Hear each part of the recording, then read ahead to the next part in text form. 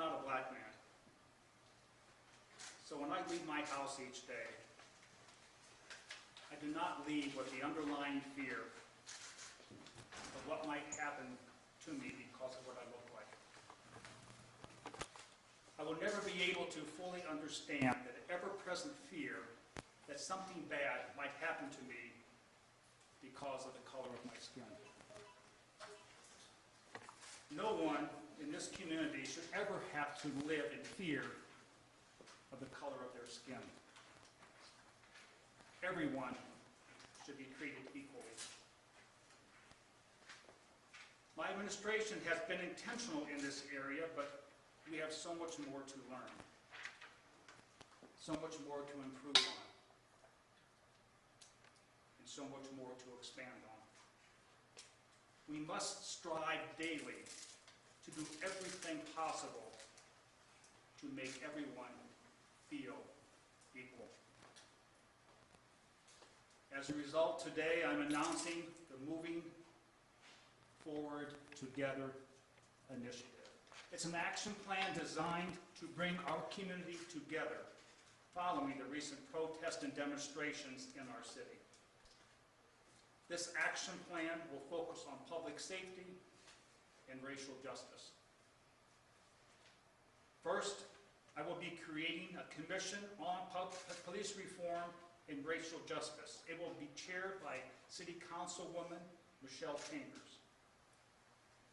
The commission will look at the strengths and weaknesses of our public safety division, our community as a whole, and all current challenges that need to be addressed in our community. Further, they will be looking at the 8 Can't Wait initiative. In addition, this commission will be directed to report directly to my office without having to go through any intermediaries. Second, the Fort Wayne Police Department and the Fort Wayne United effort will be directed to build off of their past successes with an enhanced programming schedule designed to further educate our community. Third, I will be reconvening the Mayor's Roundtable on Public Safety. This roundtable, which has been inactive now for several months because of the coronavirus environment, will be put back into action. This roundtable consists of individuals representing a number of organizations in the city. They will explore various community sectors and how they can work together to enhance the overall safety of our city. Finally, I will ask our Chief of Police to address our police body camera situation in our police department and continue to look at the 8 Can't Wait initiatives. At this time, I would like to ask Police Chief Moore to come forward and say a few words. Chief? Thank you, Mayor. All right, good day, everyone. Thanks for coming here today. I want to go over just a few things, especially the 8 points that have been brought up here recently. I want to let everyone know that Fort Wayne Police Department, we're doing in some form or fashion all of these 8 points already. Just going down the list here, when it comes to restraints, up here listed as strangle or chokeholds, that technique, the vascular restraint technique, was banned by a general order in January of 2019. We have since removed that from policy after further review. We do require and do train in de-escalation techniques. About a quarter of our training involves some form of de-escalation techniques. Required a warning before shooting when possible. Of course, we do that. That is in policy. Exhaust all alternatives before shooting. That is part of the force continuum that we utilize. Duty to intervene. That has been trained and has been in some form or fashion our rules and regulations. I have since placed that into policy. So now it is policy. We don't just train it and do it. It is also in our policy. Banning shooting at moving vehicles. That is in our policy as well, unless there is a threat. Establish the use of force continuum. We have had that in our policy for quite some time, many, many years, and we train off of that force continuum. And require all force to be reported, which we do. So thanks to our great training center here, I feel that we're ahead of some Agencies, obviously, we got some work to do, and we're going to do that, but the brave men and women of the Fort Wayne Police Department are dedicated to this community. And I just ask you to support them as we move forward together. I do want to speak real briefly about body cameras. Over the years, we've talked about them, whether it's been cost or storage. We have it implemented across the board.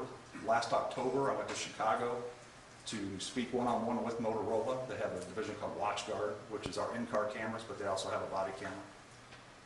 I was given a demo at that time to further look at it. During this time period, the last couple of years, we've been involved in a digital evidence project where we store our digital evidence. This is also with Motorola, it's called Vault. That is near completion, so once that is completed, we can then move forward with full implementation of body cameras. I was at City Council last week. I did bring a demo for them to view.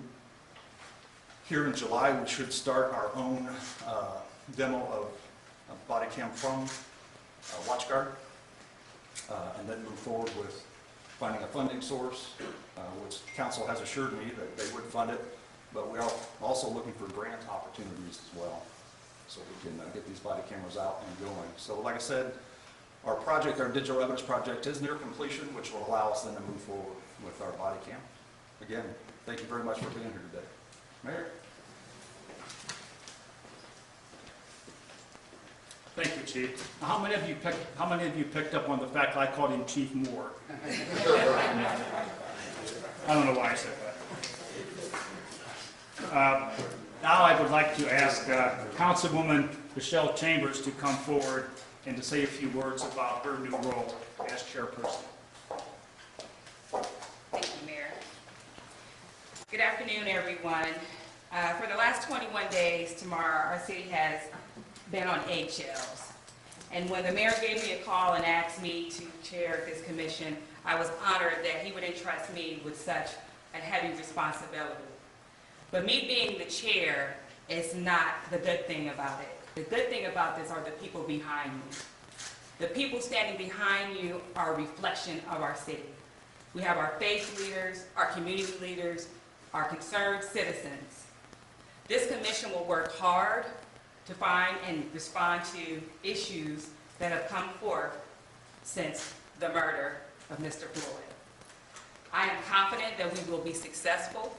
I am very appreciative of the support of the administration. Within the next 2 weeks, we should be able to get out to you the meeting schedule. Ideally, I would like for us to have listening sessions, virtual listening sessions from the community. And so just know that this is a volunteer commission, and I'm sure that I speak on behalf of everyone that's standing behind me. We are honored to be the voice, and we are honored to be the change that our city is looking to do. And I'll just close with a statement from our local artist, Theo. Theo said today, "We may not agree with each other, but we have to be gentle with each other." Thank you for being here today. Mayor? Thank you, Councilwoman.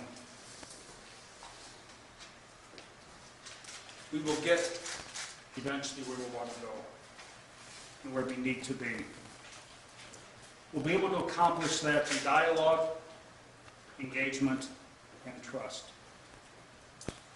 I'm encouraged by the continued commitment of so many of you to bring about positive and meaningful change to make Fort Wayne the best city possible. Now is the time to move forward. We must strive together so that every resident who calls Fort Wayne home knows that they will be respected, appreciated, and valued. With that, I'm glad to open up any questions from the floor, or I'm sure those behind me will be available for individual interviews. Any guidance from some of the groups that have raised questions? Some of the protest groups have had specific kind of demands. I don't know if demand's the right word, but points they have made. Was there a consultation with them regarding? Well, we took into consideration many of the requests, demands, if you like, of those individuals when we put together the committee and some of the directives that will be forwarded to Fort Wayne United and to the police force. So yes, much of it has been put into place. Mayor, one of those that hasn't, that was on the Changemakers Fort Wayne list of, I guess, demands, was dropping all charges for the nonviolent protesters. Is that going into consideration, or That are you? has not, that's no longer part of our purview, because once the arrest was made, then it's turned over to the county, and so it's up to the county prosecutor to further any action there.